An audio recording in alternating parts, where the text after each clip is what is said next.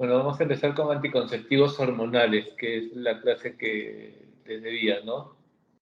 Primero, para poder hablar de un anticonceptivo, diremos que es todo método o dispositivo relativamente las posibilidades de que una persona quede embarazada. La clasificación puede ser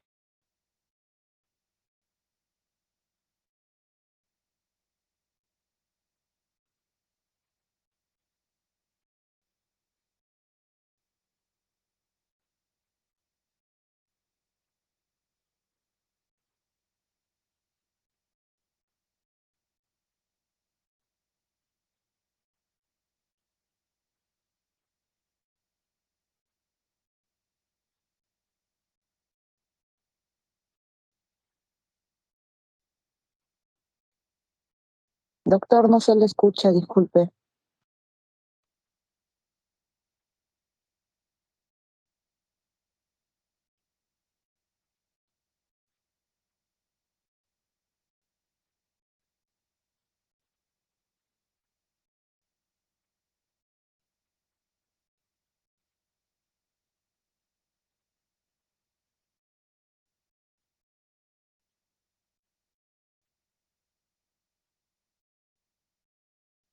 ¿Me escuchan?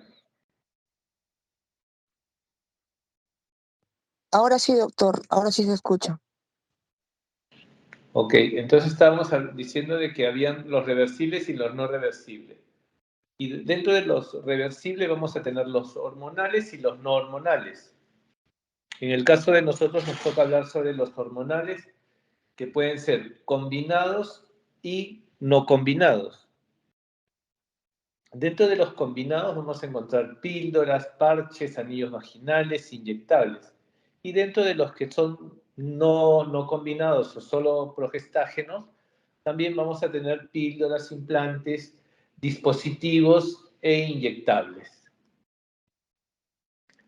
El mecanismo de acción, tres mecanismos de acción, que es impide o retrasa la ovulación, que es dada por los estrógenos y la progesterona, espesa el moco cervical, dificultando así el pase de los espermatozoides para que se puedan unir con el óvulo, y tres, impiden el crecimiento del endometrio.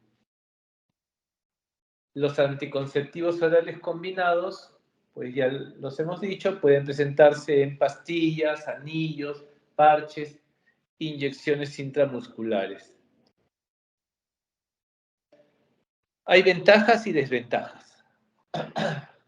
Las desventajas pueden ser los criterios de elegibilidad. No todo anticonceptivo es para todas las personas, ¿no? Requieren un cumplimiento.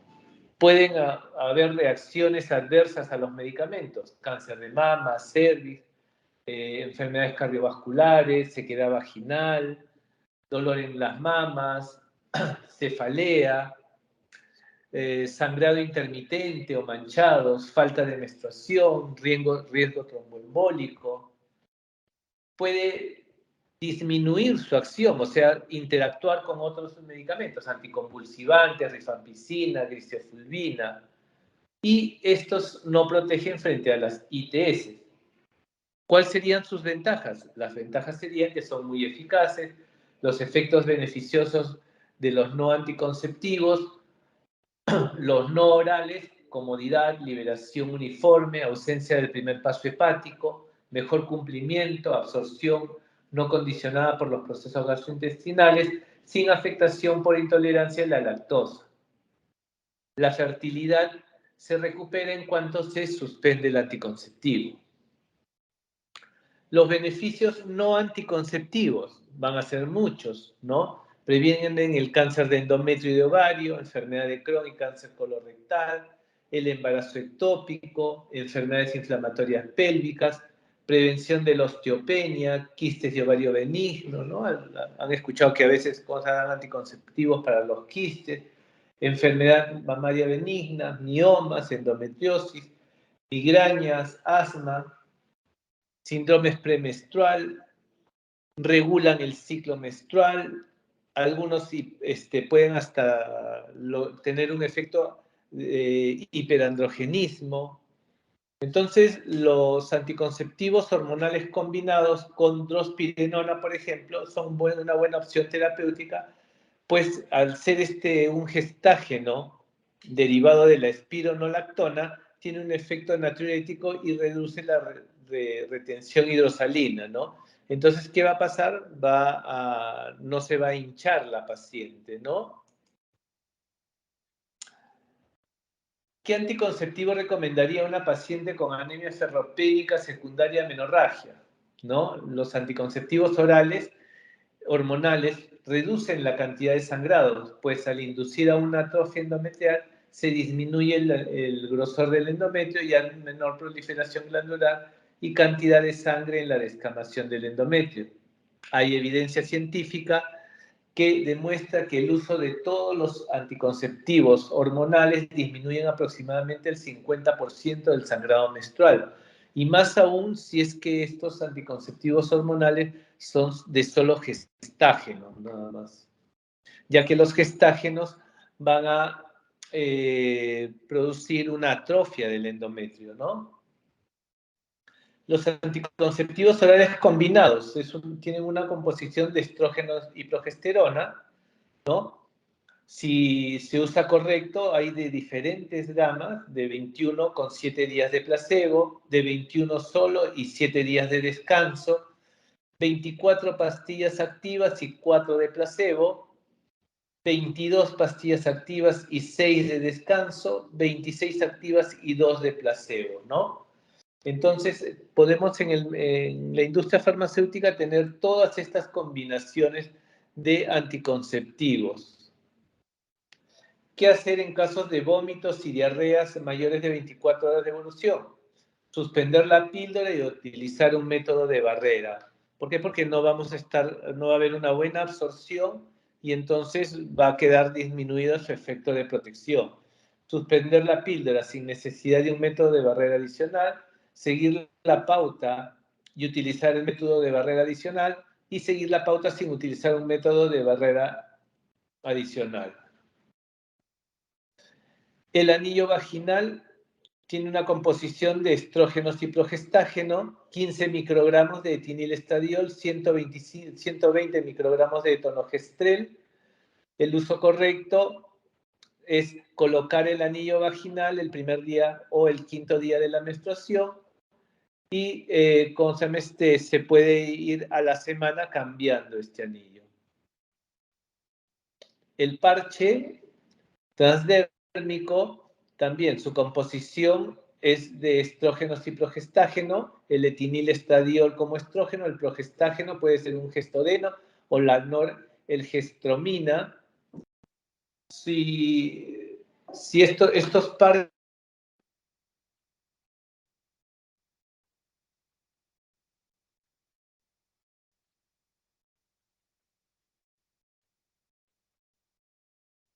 ese día como el día del cambio semanal, ¿no? A mitad del ciclo, menor de 48 horas, un nuevo parche y se considera que ese día como el día de cambio semanal, ¿no?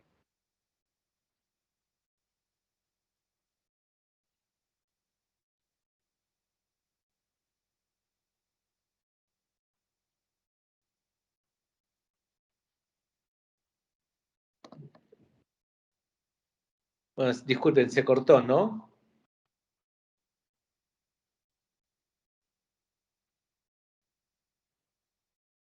¿Me están escuchando? Me parece que se cortó Doctor, la... no, doctor, se le escucha. Sí, se le Ya, escucha. ok.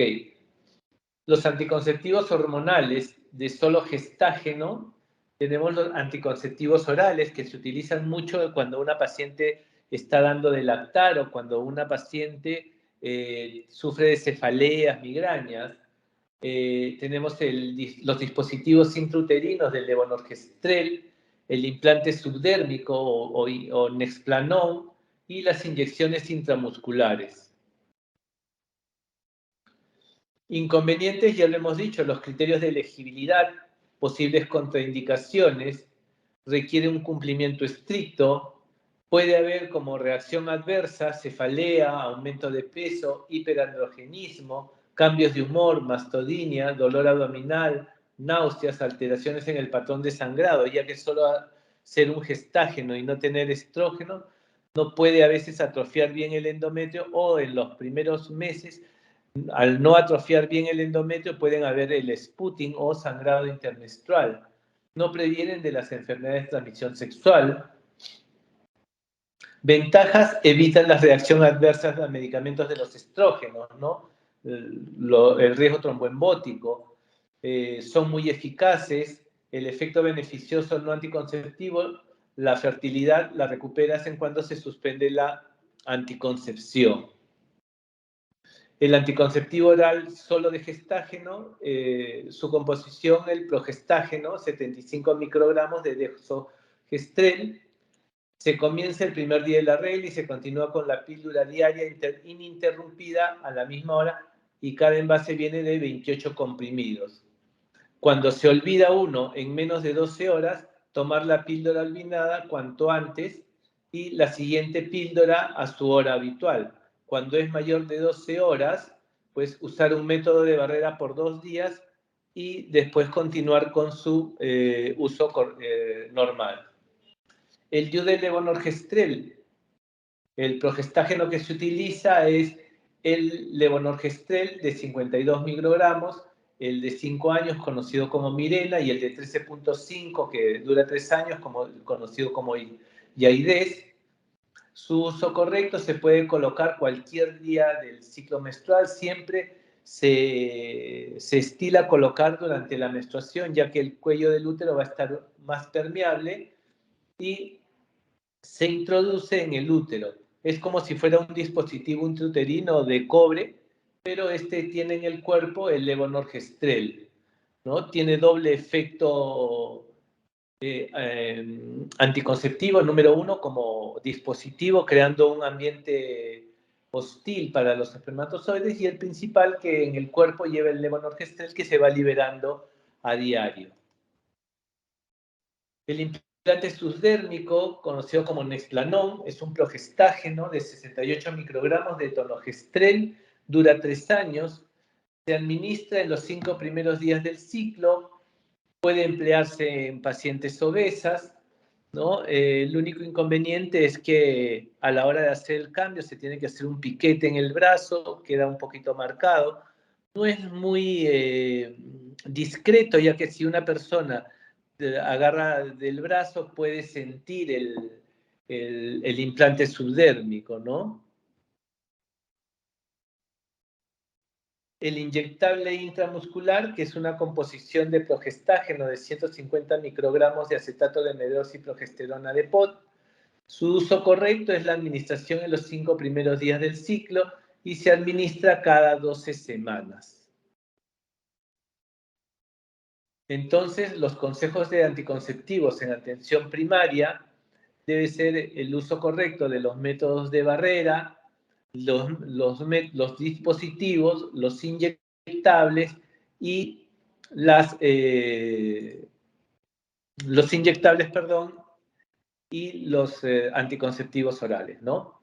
¿Cuáles son los objetivos de los anticonceptivos hormonales, perdón?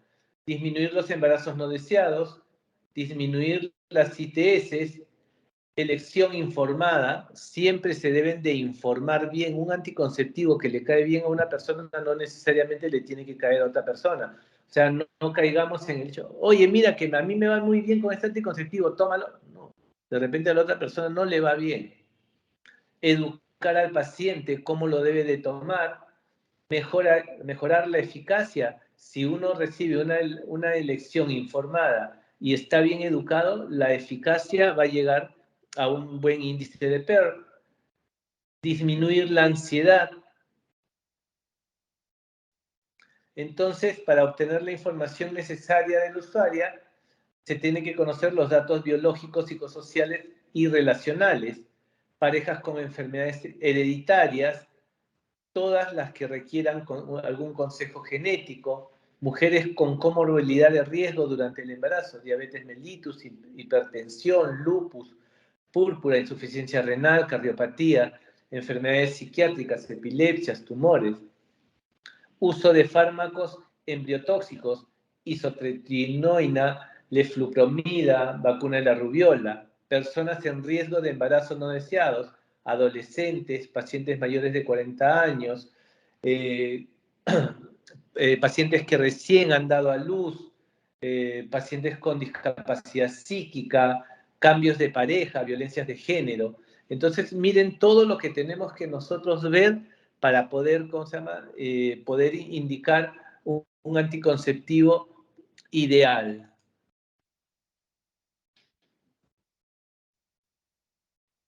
Entonces, en la anamnesis, ¿qué tenemos que saber? Los antecedentes familiares, los antecedentes personales, los antecedentes obstétricos, cuántos hijos tiene, si tiene hijos, no tiene hijos, historia sexual, cuántas parejas ha tenido, medicación actual, es importante la medicación actual, y trabajar en conjunto para la selección del método, informar de los métodos elegibles en base a las circunstancias personales, la efectividad y la eficacia mediante el índice de PER, la seguridad, la Organización Mundial de la Salud, todos los anticonceptivos tienen que tener un respaldo, y la aceptabilidad por parte del paciente. Entonces, vemos acá el índice de PER que nos dice, este índice de PER nos brinda qué tan seguro puede ser un método anticonceptivo. Mire, cuando no se utiliza, pues el 85% puede salir gestando, el coitus interruptus un 20%, en métodos naturales un 25%, y así.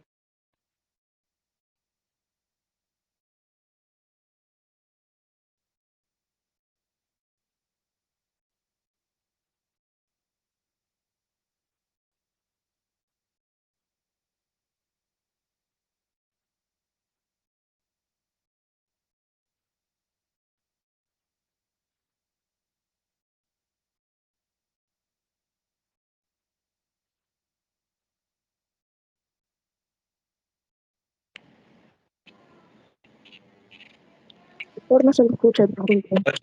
Hola, ¿me escuchan? Ya.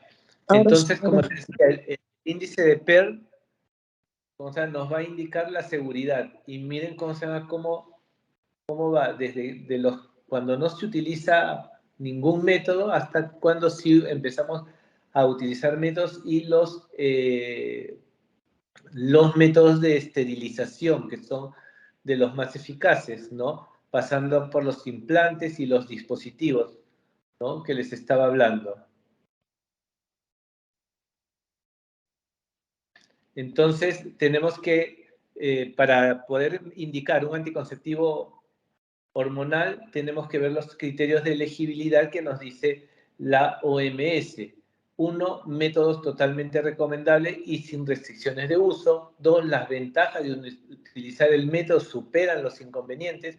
El método puede usarse sin realizar un seguimiento. 3, los inconvenientes de utilizar el método superan a las ventajas. Solo se recomienda si no hay una mejor opción. Y 4, las circunstancias que supone un riesgo inaceptable si se utiliza el método, no debe de usarse este método, ¿no? Estas son las 4 clasificaciones que nos da la OMS, ¿no? Entonces, las circunstancias que ponen en riesgo inaceptables si se usa un anticonceptivo, entonces tenemos acá los anticonceptivos orales combinados. Miren, todas estas enfermedades no pueden utilizar un anticonceptivo hormonal combinado, ya que estaríamos entrando en un riesgo, ¿no? El de solo gestágeno, si utilizamos la píldora, el inyectable, el implante, en cardiopatías isquémicas, en antecedentes de ictus, el DIU de levonorgestrel, sepsis puerperal, inmediatamente después de un aborto séptico, sangrado vaginal de etiología desconocida, enfermedad trofoblásica, o sea, todas estas enfermedades no se puede utilizar los dispositivos con levonorgestrel.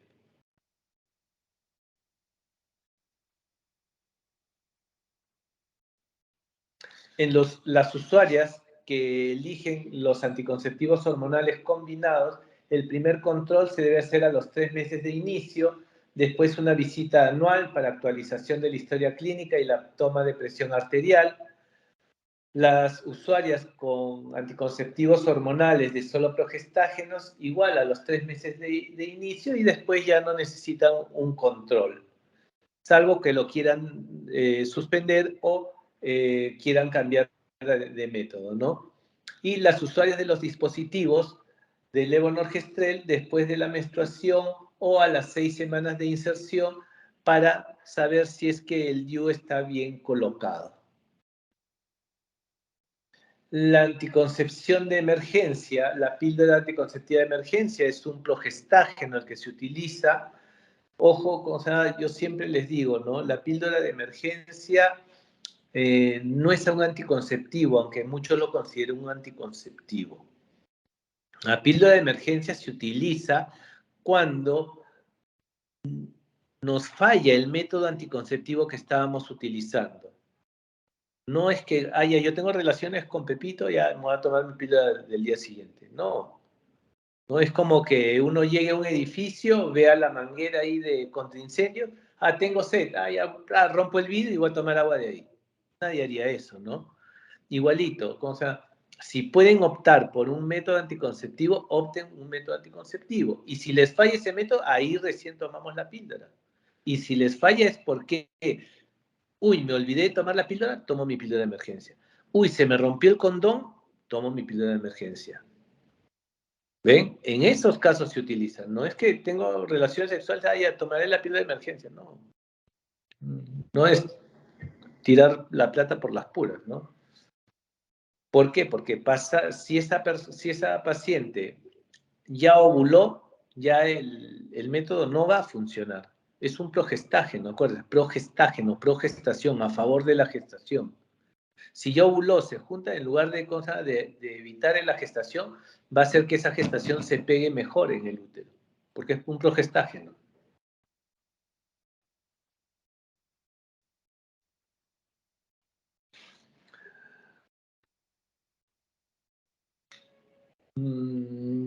Criterios de elegibilidad de anticonceptivos hormonales postparto. Por lo general, los anticonceptivos hormonales orales combinados son los que más se utilizan, aunque en muchos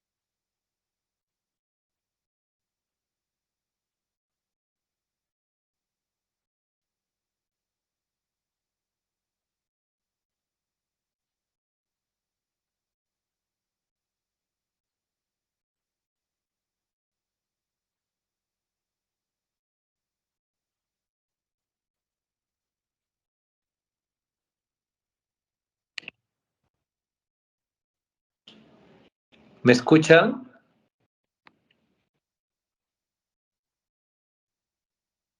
Sí, doctor. Listo, vamos. Ven la proyección, ¿no? Sí, doctor, se puede ver. Está en Due. Listo. Bueno, entonces ahora vamos a hablar sobre DIU, que es el dispositivo intrauterino. El DIU es un objeto pequeño de plástico de polietileno flexible que mide aproximadamente 4 centímetros. Existen varios tipos de DIUs. Los más comunes son los que tienen cobre y los que ya hemos visto ya en los anticonceptivos, que son los que contienen una hormona que es un progestágeno, ¿no? Es un método eficaz en la prevención del embarazo, pero no protege de las enfermedades de transmisión sexual ni del SIDA. Es imprescindible una visita médica o ginecológica para valorar si está indicado o no el uso de estos dispositivos. No se recomienda en mujeres que no han tenido aún embarazo, aunque sí se puede utilizar. Si queremos hacer un poco de historia, estos son los primeros DIUs que se utilizaron en, en querer controlar la natalidad, ¿no? Estos que son como unos anillos, después vinieron el asa de Litz, ¿no? Hasta que después empezaron a aparecer estos ya tipo T, ¿no? Hasta los que ya se conocen en la actualidad, ¿no? Que vienen a ser parecidos a estos, pero con el anticonceptivo del progestágeno, ¿no? Dentro de los DIUs no medicados, tenemos los liberadores de cobre, que es la T de cobre de 380, la Novate o la T de plata y la Multilot de 375, que también es de cobre, ¿no? Esta es una foto de una T de cobre. Miren los brazos y el cuerpo y están revestidos de una capa de cobre. Se introduce en el útero hasta el fondo del útero, aproximadamente 1 centímetro cerca del útero. Los DIU medicados, que son los que tienen un progestágeno, el más conocido de todos es el Mirena, ¿no? Ahora se ha puesto de moda también el Yaides, que es de menos años. El Mirena dura 5 años, el Yaides dura 3 años. Y tiene los dos brazos como cualquier T y en el cuerpo tiene un brazo horizontal, que es el brazo horizontal, el brazo vertical, donde tiene el cilindro del levonorgestrel. Este levonorgestrel se va a ir liberando aproximadamente 20 microgramos de levonorgestrel cada 24 horas y en la parte inferior tiene unos anillos de tracción. Este levonorgestrel que se va liberando en el útero hace de que pueda atrofiar el endometrio, espesar el moco y lograr un ambiente hostil en la cavidad uterina. También va a inhibir los movimientos del espermatozoide, por ende va a ser imposible de que lleguen a las trompas para que se puedan unir con el óvulo.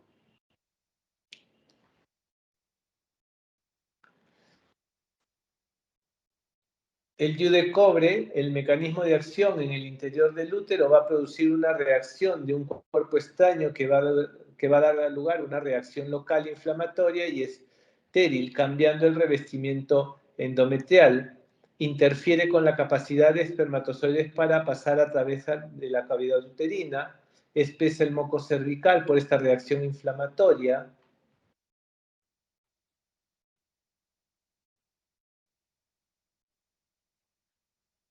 Y el efecto de la progesterona, ya lo hemos dicho, ¿no? Produce una atrofia glandular del endometrio, impide la implantación, reduce en gran medida el moco y aumenta su viscosidad y contenido celular, alterando la estructura molecular. ¿Quiénes lo pueden utilizar? Todas las mujeres con una vida sexual activa, incluyendo las adolescentes que no tengan contraindicaciones, pero no es un método elegido de primera opción. Las ventajas: no afecta la fertilidad posterior a su extracción, no afecta la lactancia, no interfiere en las relaciones sexuales ya que está dentro del útero, así que, o sea, que no lo van a sentir. Su efecto anticonceptivo es de largo plazo, de 3 a 5 años. Las desventajas: no protege contra la enfermedad de transmisión sexual y necesita un control periódico. ¿Qué mujeres no deben de usar el DIU? Hay una serie de situaciones que desaconsejan el empleo de este método anticonceptivo. Pacientes con hemorragias vaginales anormales no diagnosticadas, cuando no se sabe. Cuando ya se sabe, sí podemos utilizar el DIU.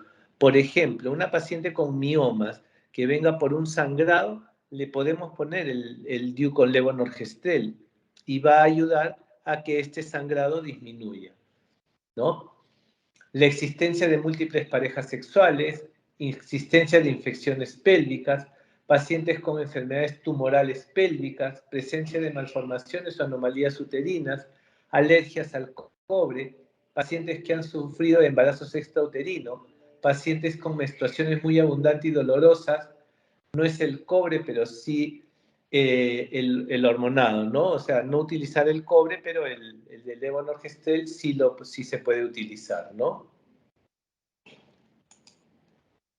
¿Cuál es el momento para aplicar un DIU? Se puede aplicar en cualquier momento, sin embargo, se prefiere aplicarlo durante la menstruación. Ya les he explicado por qué, ¿no? Después del parto, después de algún aborto, después o durante la cesárea. Durante la cesárea, al momento que, antes de cerrar, se pone ahí el DIU y se cierra, ¿no? En el puerperio, la inserción del DIU se hace mediante una cánula. Primero se hace una histerometría para saber la longitud del útero. Se mide esta histerometría con la cánula de inserción y se tiene un taponcito ahí que nos va a indicar hasta dónde debemos de ingresar. Se ingresa, una vez que se ingresa, se empuja con un émbolo que está dentro de esa cánula y este émbolo va a empujar la T para que sea colocada dentro del útero. Y la T quedaría en esta posición. ¿Qué debemos de hacer después de insertado? Se debe de hacer un reposo relativo durante la primera hora después de la colocación del DIU y si aparecen molestias puede ser necesario el empleo de analgésicos como un paracetamol o un ibuprofeno. Puede indicarse también algún antibiótico si se cree que no ha habido la suficiente asepsia y antisepsia. Puede ser de que se deba de utilizar algún analgésico durante la menstruación, es más que todo en los dispositivos de cobre. Las relaciones sexuales se pueden reiniciar cuando desee la paciente. Debe controlarse los hilos del DIU después de cada menstruación. En caso que aparezca febrícula después de la inserción, debe de acudir al médico y después acudir a una revisión anual. Efectos del DIU: aumentan los días de sangrado, aumentan la cantidad de sangrado, aumentan la cantidad de flujo, aumentan las molestias menstruales. ¿Cada cuánto tiempo se debe renovar el DIU? Por lo general, la Nova-T cada 5 años, el Ginefix cada 5 años, el Flexi-T 5 años y el Multi-Q de 375 o el de 250 cada 3 años, ¿no? Algunas pacientes lo quieren utilizar 10 años, no está indicado en ningún sitio. Signos de alarma en portadoras de DIU: flujo maloliente o dolor suprapúbico y febrícula. Puede ser de que hayamos perforado el útero, manchados o sangrados anormales, ya que puede producir anemia. Amenorrea, la falta de menstruación se puede significar en el embarazo, pero en los que son medicados, no, porque casualmente pueden causar amenorrea. Flujo vaginal anormal puede significar enfermedad inflamatoria pélvica. Fiebre o escalofríos puede significar infección. Desaparición de los hilos puede significar que el DIU ha sido expulsado o está mal colocado. Dolor abdominal severo y constante puede significar que la infección del útero o el DIU mal colocado, en cualquiera de estos casos se debe de acudir al médico, ¿no? Y eso sería todo con respecto a dispositivos y anticonceptivos hormonales. No sé si tienen alguna pregunta.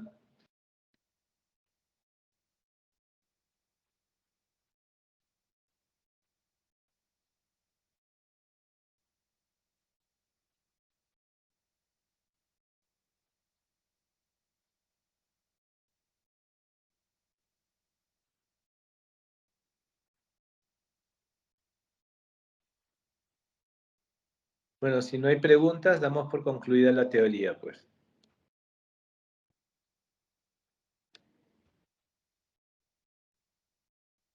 Gracias, doctor. Gracias, doctor. Listo, hasta luego.